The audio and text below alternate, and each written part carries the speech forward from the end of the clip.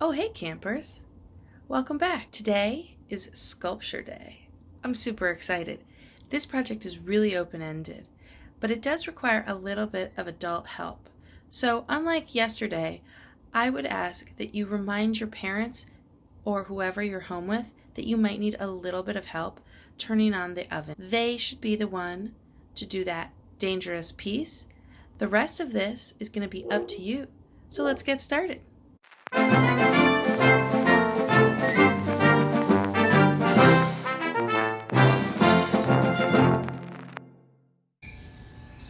Hey campers, we are going to start with clay. So if you open your box, you'll find 2 bricks of white clay that look like this. Now the first thing you want to do is you want to break them up.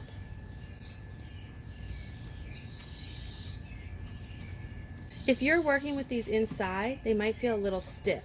Since I've been outside and it's a little bit warm, they're nice and squishy. So to get this clay started, you want to warm it up with your hands. And this clay is called polymer clay. Later, you'll have the chance to bake this in your own oven at home with adult supervision, please. So here you can see it's starting to warm up.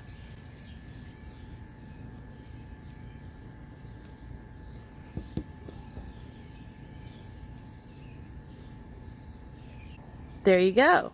It's all warmed up. Now to start with, let's do a coil first. I'm going to take a little bit of this clay. I'm going to roll it between my hands until I get something long and skinny. This is called a coil.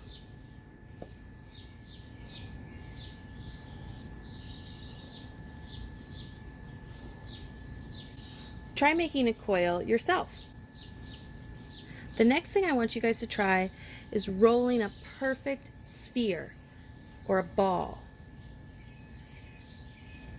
Now this is really tricky. Sometimes you got to kind of wiggle it back and forth or roll your hands in a circle.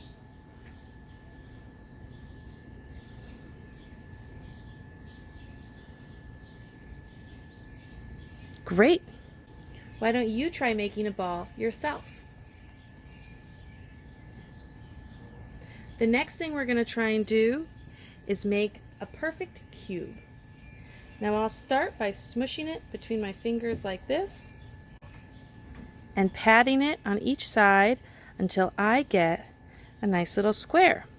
You might also use the table.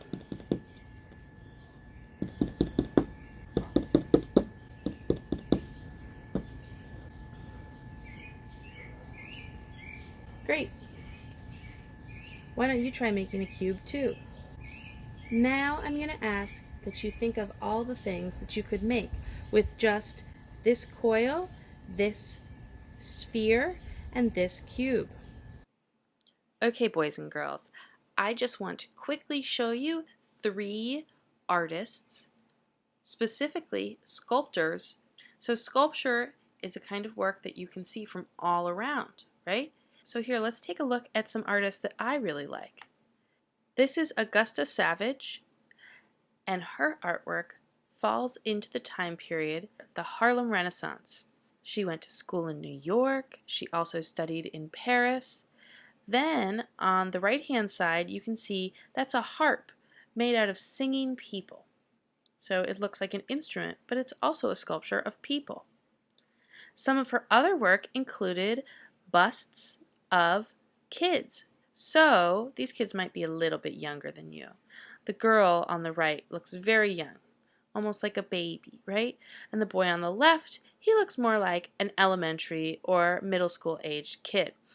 Now, these are called busts. It's a traditional form of art where you make a person and their likeness from about the chest height up. That's a bust. Another artist who was a sculptor is Cushy van Bruggen. Now, she was a sculptor who loved to make things look really huge, and her work is considered pop art. Look at how big that shovel is. Look at how big that shuttlecock is. Have you ever played badminton before? If you have, then you know that usually the birdie or the shuttlecock is not that big, right? And that shovel, it's just amazing. I mean, look at the building in the background. And finally, we have Ruth Asawa. Now, she would weave metal wire and make these really cool abstract shapes. Unlike the last two artists, her work would be considered abstract because it doesn't look like any object we see in the real world. Instead, she uses shape and form to express herself. How cool are these woven hanging shapes? She has spiky shapes and round shapes. Some of them look like witches' hats that have been stacked, and they all hang from the ceiling. So her sculpture isn't really made of clay like we're using today, but I really like her shapes. I think they're so interesting. So hopefully this inspires you guys. Okay, so now I'm going to try and make some different things with these shapes that I've made. I think the coil, of course, it kind of looks like a snake, so why don't I make a snake? Taper the tail, give it a little mouth, yum, and ta-da! Can you guys tell what I'm making?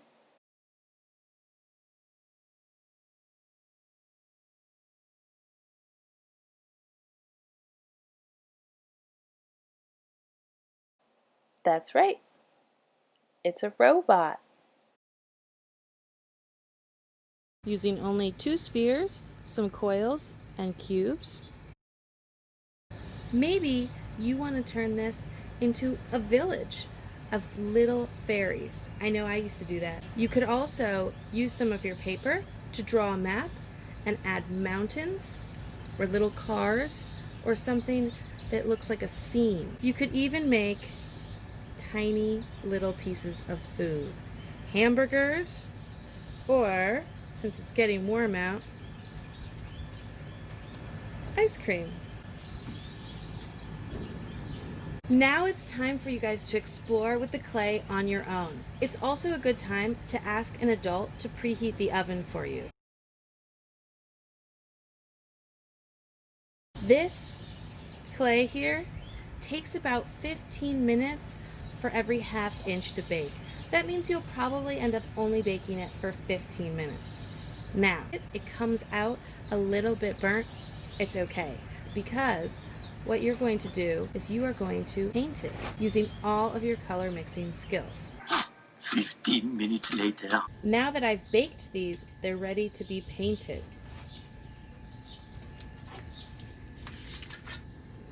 So as you guys can see, I have 2 robots.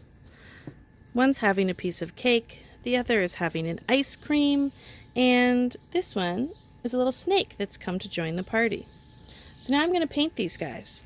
And since I have robots, I'm going to use my super shiny metallic paint. I'm really excited about this.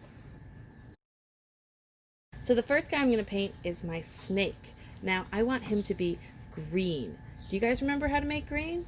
I'll take some blue, put it here on my magazine, wash my brush really, really well, and then I'll take some yellow and I'll mix them all together.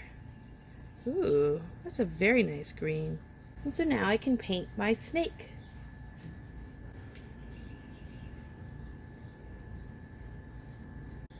Ooh, so cute. I think my ice cream is going to be strawberry, so I'll paint that pink, and my cake will have pink icing. To create pink, which you guys have already done, I'll create a tint of red, which means red plus white.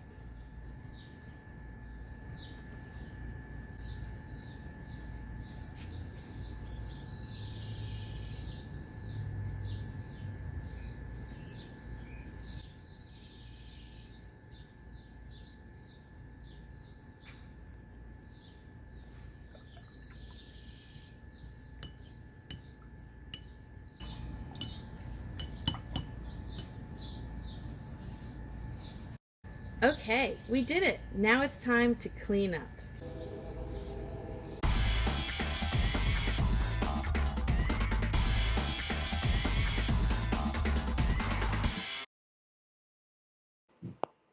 There's my snake finished, and look, my little robot's having a picnic.